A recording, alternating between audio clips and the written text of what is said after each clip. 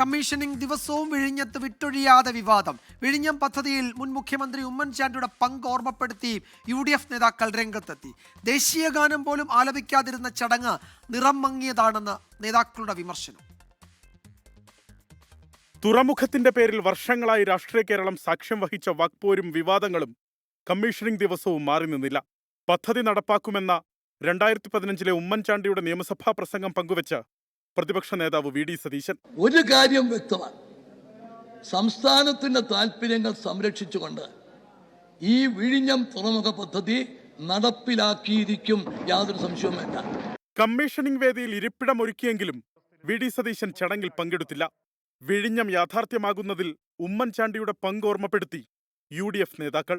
നിശ്ചയദാർഢ്യത്തോടെ വിഴിഞ്ഞം പദ്ധതിയുടെ കരാർ ഒപ്പിടുകയും നടപ്പാക്കാൻ വേണ്ടിയുള്ള എല്ലാ നടപടികളും സ്വീകരിക്കുകയും കല്ലിടുകയും സാങ്ഷനുകൾ വാങ്ങിക്കുകയും ചെയ്തത് UDF ഗവൺമെൻറ് കാലത്താണ്. ഇതുകൊണ്ടൊന്നും ഈ രണ്ടു പേർക്ക് ഇതിൻ്റെ ക്രെഡിറ്റ് കിട്ടാൻ പോകുന്നില്ല.